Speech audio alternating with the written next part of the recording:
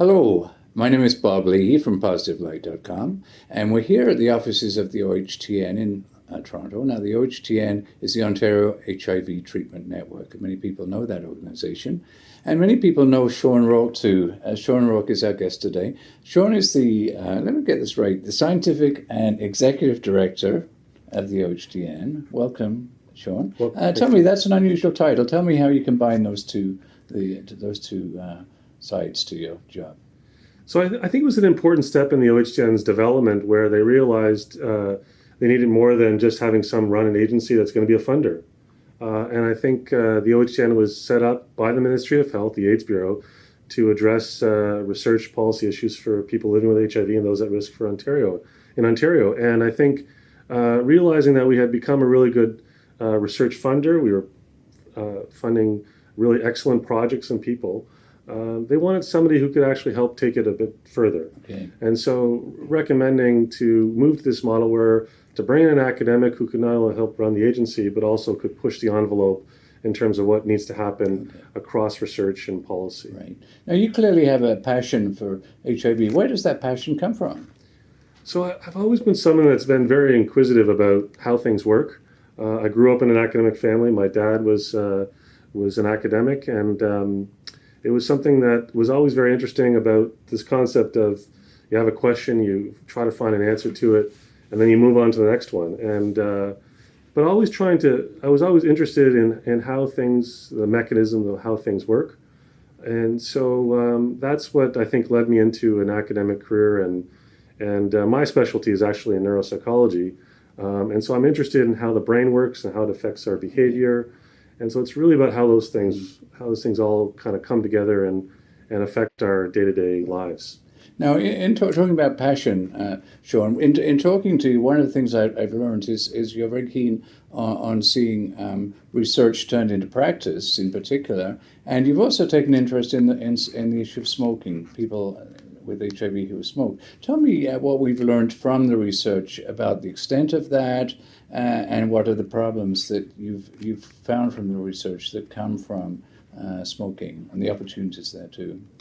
So I think the first part of your question, Bob, was about the application of research. I think what I realized when I came to Toronto in '95 was that I was very interested in setting up a scientific career and trajectory, but realizing that wasn't enough for me. I wanted to work with people. I wanted to work really in communities, and realizing that I got invited into the OHTN as a researcher and got introduced into the HIV community in Ontario, and I could tell or realize the potential of the work I was doing and how I was doing it, that I could really get better informed of what I was doing to have more impact. And I just didn't want to be in the hospital and the university doing this work. Mm-hmm. And people invited me into this world, and I think through that realized that was the real thing for me. And so I think today, as the director here at the OHTN, my role is to really look at not just the problem, but the solutions. Okay.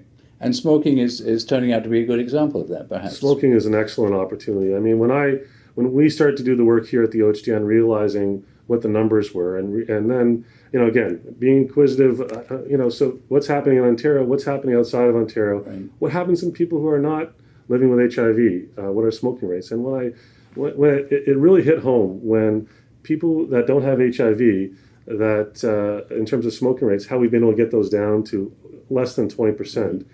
When people with HIV in Ontario, 40 or even higher, and 50% of them are still smoking. Yes. And realizing that that's something that we need to address. Yes. But there's some real challenges there too. There are real reasons why people do smoke, isn't that right? There are, and I think smoking is an addiction.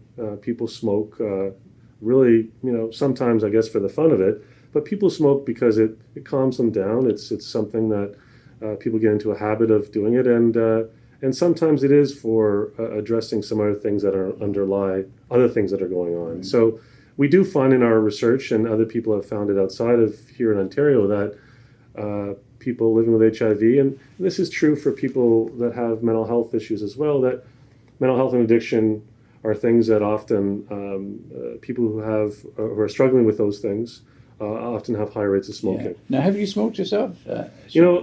I've never taken up smoking. I certainly smoked when I was in college, Okay. and when you're at the bar. But it was never something, for some Okay. reason, I didn't All become right. addicted. But I realized, and I've had family members that have smoked Yeah. and realized what it can do. Yeah. And I think so.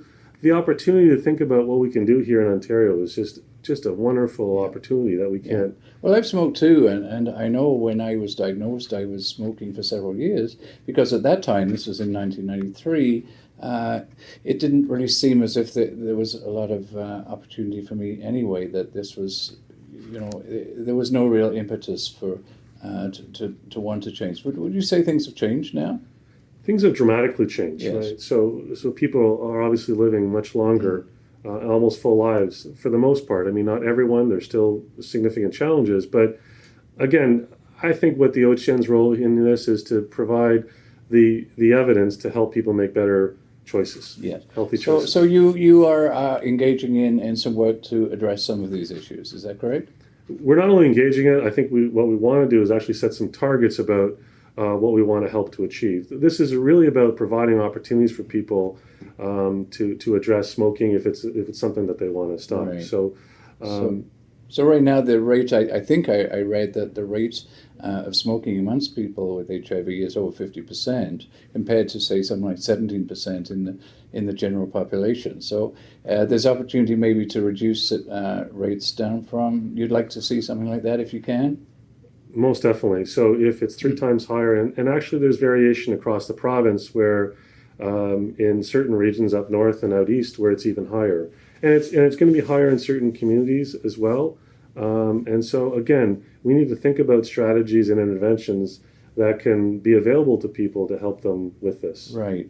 Now, I understand, Sean, we've been thinking about this, and you're actually entering into some discussions now, and in fact, talking with PositiveLite about how together our two organizations can work on this. What did you have in mind? Tell us a little bit about I know we're in the early stages now, but what sort of structure would you like to see to address this? Well, again, remembering that my role here at the OHTN as the director is to help make things better, right? And our mission is very simple. And so research is one component. So, I learned this a long time ago in my role here at the OHTN that if we're going to influence change, we have to work with the communities and partners in a way that helps move our agenda forward. So that's really fundamental to the work. And so working with you in PositiveLite around a commitment to address this is really key for me. It's to work with people who want to move the issues forward. And I think research is one component. If we can work with the frontline community-based agencies, PositiveLite or agencies that are helping to really frame the issues and help move the agenda forward, and then work with health planners and other people who know how to move this agenda forward, that's the way to make this happen. And two, you'll need to speak to people living with HIV who have quit, and people who are struggling with smoking too. I think that's very important. Again, fundamental to what our model here at the OHTN. It's an agency that very much the lived experience is really key. Again, part of the reason why I have been so successful at the OHTN and the work, why I continue to want us to be here, is because of how that influences how I think about these issues and how I help to move the agenda forward. Without it, we'll just have a study that you publish, gets on the shelf, and it doesn't have an impact. This is how it really works, and I'm so glad that we're building this relationship and this partnership to move this agenda forward. So it's really turning research into practice, which, getting back to the beginning, is really what you like to see, isn't it? It's all of what we should be doing. Good. Right? Good. Sean, this sounds like a really exciting project. We're really excited to be part of it, and good luck. Thank you. And thank you for talking to PositiveLite. It's always a pleasure. Thank you. Thanks, Bob.